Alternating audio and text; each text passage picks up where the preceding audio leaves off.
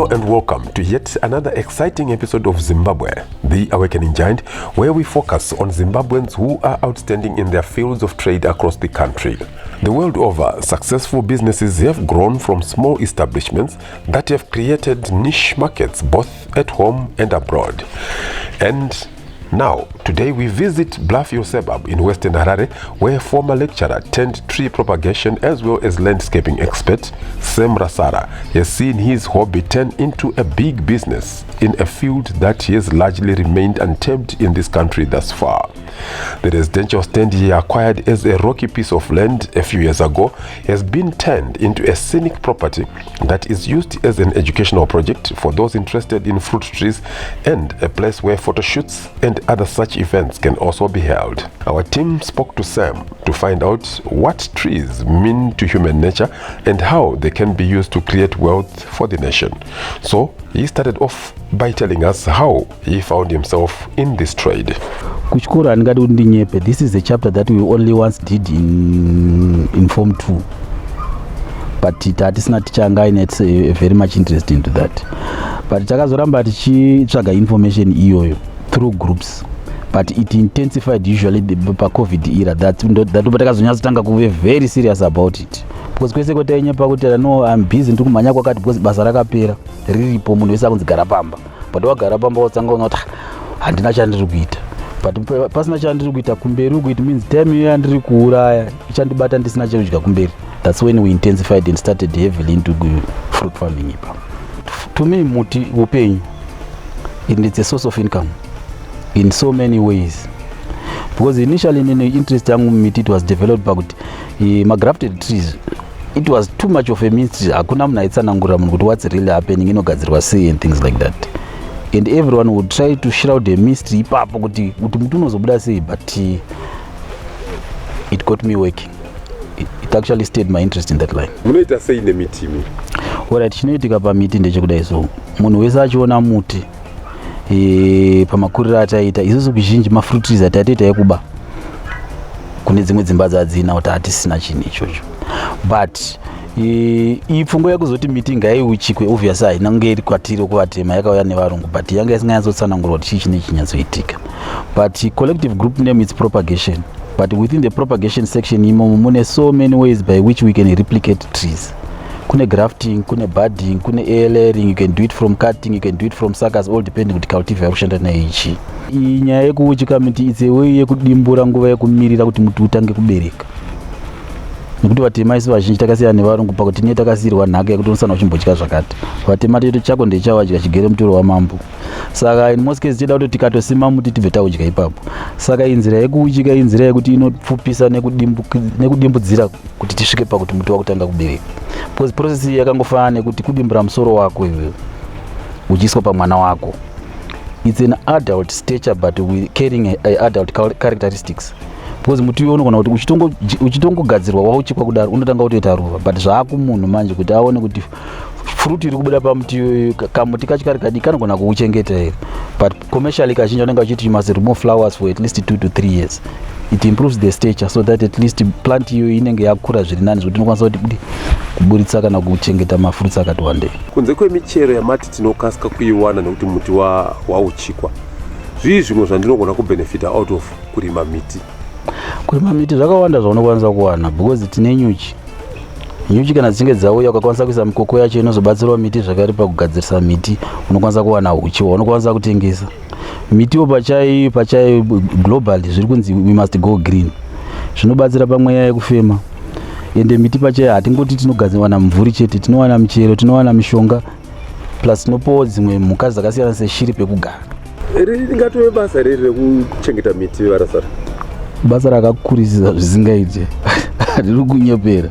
Because with trees you learn something new every day irrespective of how long you'd have stayed with trees. Just out of interest sake, I will tell you one thing. We have got so many pollinators of trees, but of interest mango. Mango haipollinate kwenye nyuchi. Mango inopollinatwa nenhunzi. And to be more precise, inotopollinatwa negreen bomb.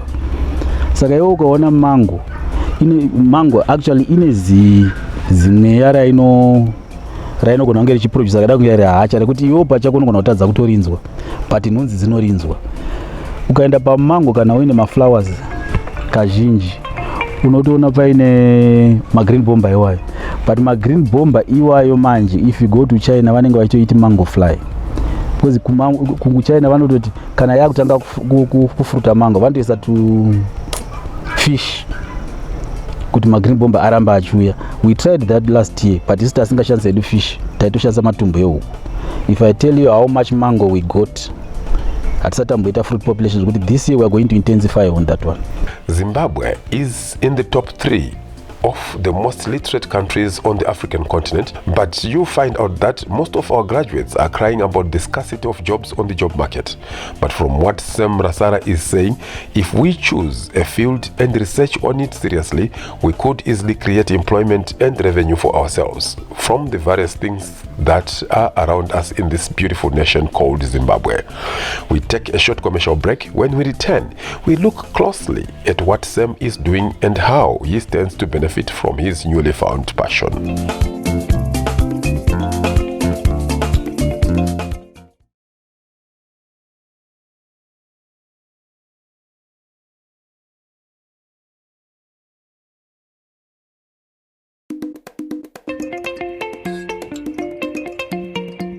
Welcome back. In today's informative and educative edition of Zimbabwe, the Awakening Giant, we are focusing on tree propagation, and we are talking to self-made agroforester Sam Rasara, who has developed his love for trees into a booming family business that is now attracting the interest of people from all walks of life across the country as they come to learn a thing or two from his home-based agroforestry business. Before we delve deeper into Sam's vision, we would like him to shed a little bit of light on the methods of tree replication. Pakugadzira miti yatiri kunyanyoshandisa munomu it's grafting, toita budding, toita air layering, toita from cuttings. Masakas mostly tinowanzoshandisa edu kuma banana, but it's not much. But kune munhu wese, kune vamwe vachembera zvana budding nana grafting because of failing eyesight, munhu anogona nga asikachanyatsi kuona, but yatinonyanya kukurudzira as a method kuti munhu wese should master, and it's easy. It's air layering, and air layering yakanakira kuti it can be done throughout the whole year and at any season in time. Ngatitaure nezvebudding negrafting, tinenge tichiita sei? Right. Briefly. Right. Grafting, it's a question yekuti tine 2 trees yatinoda kuedza batanidza kuti ite 1. We have got a root stock which has got an established root system, which we are taking advantage of already by putting on a scion from a mature tree whose characteristics we already know kuti possibly unobereka zvinhu zvinonaka zvinokurumidza kutengwa ende zvinounza mari. Saka it's a fusion of 2 things to produce 1. And also at the same time we are short circuiting waiting period, because tiri kutora muti wakubereka tichiubairira pamuti uchiri mudiki kuti zvatiri kuda zvikasire kuwanika. Grafting? That's grafting. Budding is the same thing in one way, pakuti tiri kuti we have got an existing tree which can either be a rootstock, but tiri kutora kaziso. In mostly budding tonyanyoishandisa kuma citrus, then kuma stone fruits inoshanda futi because kupfekera kaziso. But you can even go a step further, kuti you can simply say 1 tree can produce 3 or 4 trees on 1. Kuti pa citrus we can have, normally we use a lemon, rough lemon as a rootstock because it's very robust. It has got an extensive root system and can even fight root rot. But pa 1 lemon togona kuti toisa grapefruit, toisa orange, toisa nach, toisa kumquat, tingangoti all citrus elements on 1. Because kuna mwana kuti anogona kutaura kuti inini I'm in serious poverty of space, so I need possibly I'm supposed to plant about 5 trees. But pa 5 trees anogona kuti 1 citrus ichimpa ma citrus fruits ese, then ma stone fruits mutu 1 uti peaches uti panobva chibva plum, panobva nectarine, panobva peach, panobva almond, all those put on 1. Then imwe mango 1 anogona kuti 1 rootstock iyoyo obva aisa different cultivars dzemamango, kuti panowanikwa Tommy Atkins, Kit, Kent, Ewin, dzese dzaruda dzinokwanisika kuwanika ipapo. Let's now go into pano pamba penyu mati muri kusanganisa landscaping nema fruit trees. Yeah. Donzo renyu ndiri kuita sei pekupedzisira? Right. Isusu what we have done now, 1, we have created an academy where we are actually training people my grafting methods. We created a gene bank. Miti yese taanayo mizhinji inodikanwa for commercial purposes, because most people vanongoziva ma fruits but havazive miti, and there are so many meats dzinenge dziri muvanhu dzekuti dzinenge dzisingatoshandizvo, kuti orange rinake rinoiswa sugar, but you end up asking yourself kuti orange rinake roiswa sugar saka munzimbe totoisa mukokoka. Saka there are certain things that you tend to try to explain, and kune zvinhu zvakaita semakiwi. Kumwe munhu angaiziva kuti kiwi rinenge chitomugara chimunakira, but kuti aziva kuti mukiwi wacho it's a vine just like a grape. Saka it's trying to demystify and expose people to life like scenarios so that at least they can simulate something that they can do kumba kwavo, because munhu anogona kuchema kuti handina land but ane 300 square meters asi mafruits anoda and anda fresh fruit. Kune dzimwe nyika some people are celebrating vast farming, balcony farming, but vachikohwa vachifara. One. So then we are trying to create an academy for grafting and an academy for propagation. Then we are also trying to create an educational tool. We have got all cultivars in place and we need to catch these people young. Kuma creche, my preschool, my Sunday school teachers, they can come with their kids. We expose them, we give them an educational tour about all the trees, and we also expose them to propagation methods. But obviously for those kids, mostly we will be dwelling on replication from seed, because my sharp tools, they are still very young. Then also we are trying to create a photo shoot for those people who want to have my photos, especially my weddings. My themes are be fruitful and bountiful and multiply. Saka such scenarios hakuna munhu angari kuoffer, because mostly angangori nyaya kuti munhu anoenda kuloni vogara pasi nemumwe wake waari kuchata nawo green scenario, but now we just want to take it a little bit further kuti inenge ine green scenario but with a fruitful venture in everything, a bit more color added on to that. Munhu wese should find a way yekuti at least he is productive, and by being productive it doesn't necessarily mean kuti kusima muti pasi. Inogona kunge iri necessary in preparation for planting elsewhere, but each and every day tinofanira kunge tine something chatiri kurekodha kuti ichi ndo chataita precisely inini panapa.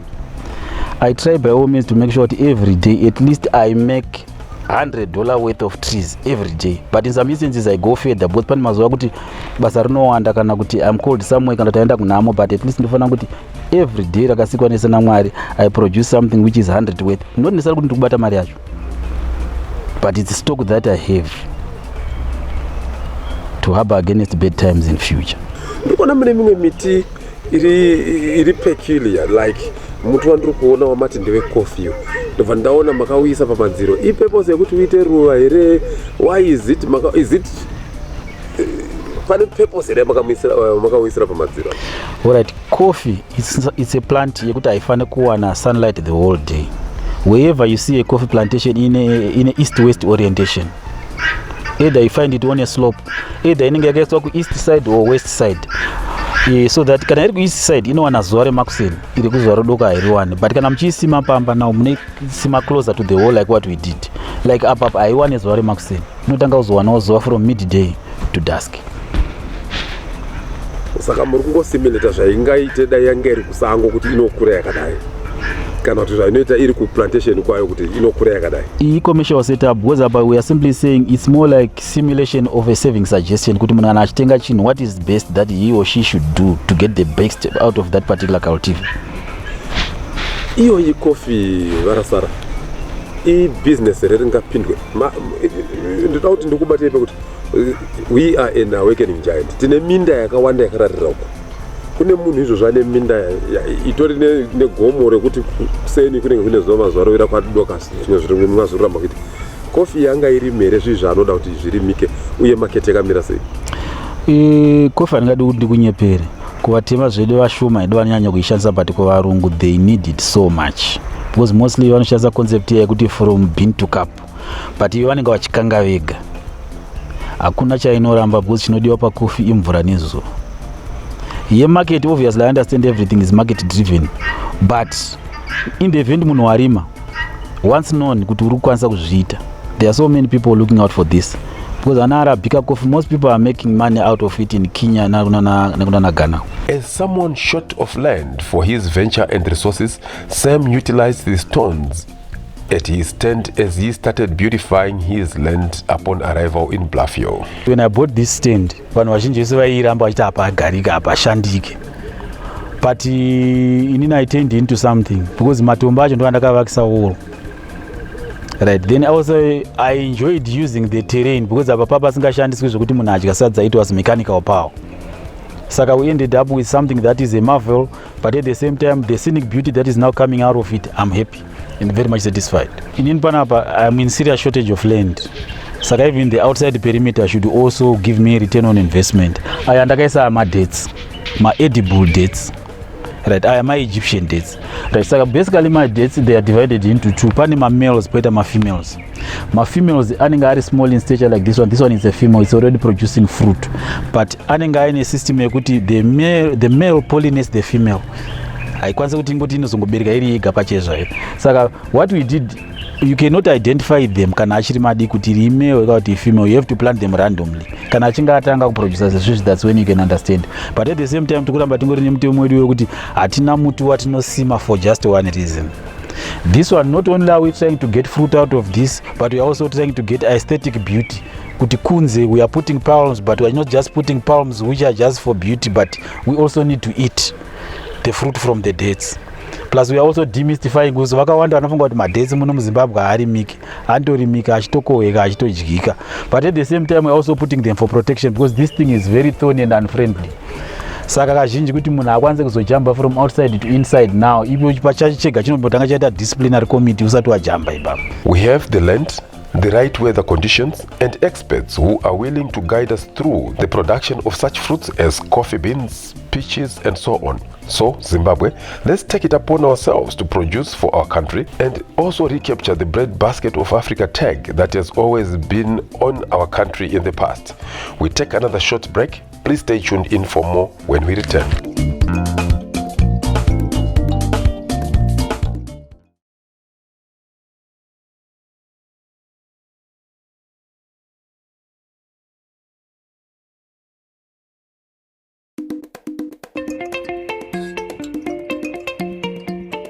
Welcome back. In the first two parts of this exciting episode of Zimbabwe, the Awakening Giant, we heard from tree propagation expert Sam Rasara of Bluffhill in Harare. Now we speak to some of his students whom we caught in action as they went about the business of tree propagation. What is being done here is very important. We need to maximize use of our space. You know, land is not as ubiquitous as people think. It is becoming very scarce. So we need to arrange trees in a way where we will have all the trees we want in a small space, because different trees offer different benefits. So what we are seeing here is very important, even on land which you think is hilly, it is slopy. The way the trees are arranged and planted here makes sure that a farmer maximizes benefits from the land, and also it's looking after the soil as well. The trees look after our soils. As an environmentalist, what you have learned here today, how are you going to apply it at your farm, and what is it that you do at your farm that made you come here today? The knowledge we got here today, specifically for me, are the new techniques of propagating. You can see people are learning what we call air layering, where you are seeing here, you can actually propagate a tree from here, where you get roots here, you cut, and then you put it into a pocket, and then you have a new tree. So what it means is that you will be able to multiply your trees quickly, and then you can quickly get your results in terms of fruiting, because what you have done when you propagate a tree like this, you are also getting even the edge and even the sweetness of this. It won't change, it will be good, but you only have rejuvenated the tree, and then you have more trees. Ndabva kwabhora pajuru growth point, ndafambirawo zvekuita zvidzidzo zvemiti zvinova zvandoitawo kwangu kundoita zvekurima mafruits akafanana nemasitrus, mango, nemanachisi, nemaafu. Mwewa mahasa atatidzidza nezvawo panapa. Nemango madifferent type asi ari mafiberless. Akafanana nematomi, Atkin, nekit, nekent, nearwi. Saka iwo zvawadzidza pano zviri kubatsira sei kuimprove basa rangu richiita kudhara?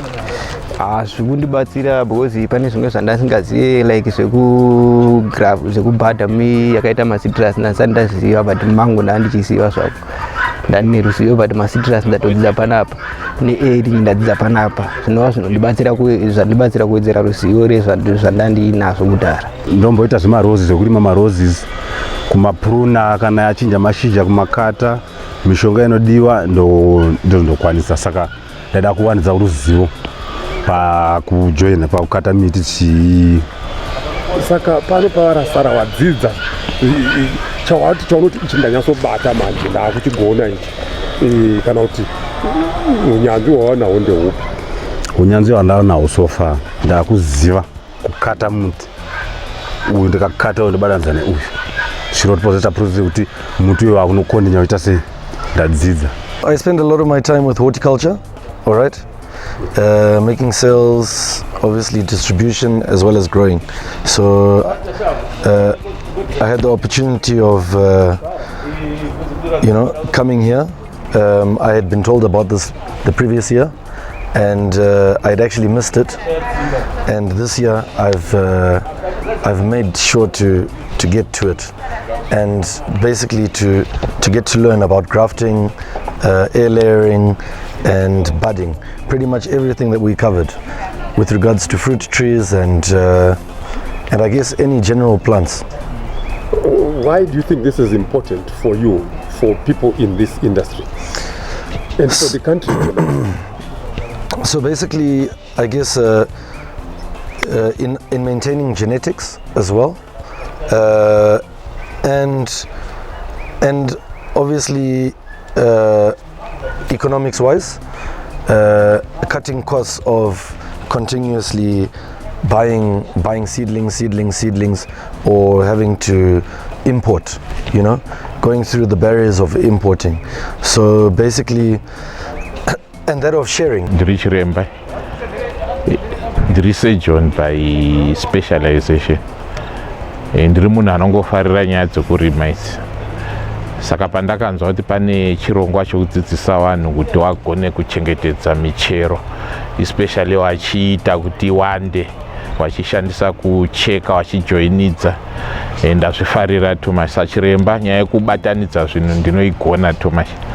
Saka izvo kuzobatanidza michero kuti kana ndine mumengo usinganaki ndotsvaka mumengo unonaka ndobatanidza pamumengo wangu yawangu usinganaki utanga kunaka, izvozvo ndazvifarira too much.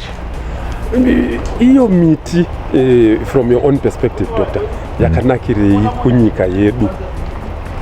Miti yakanakira zvinhu zvakawanda. Chekutanga, wakuru vaitotaura kuti ukaona uchigara pasi pemumvuri uri kunatsa kutonhorera kuchipisa paya, it means pene munhu akatosima mutiwo kuti uwepo. So mumvuri, and then most of vanhu vanofema oxygen and tiri kuwanda too much. So tikaramba tichitema miti, it means oxygen inotoita shoma. So oxygen inowanda, and then mishonga yakawanda inobva mumiti imomo neimwe michero.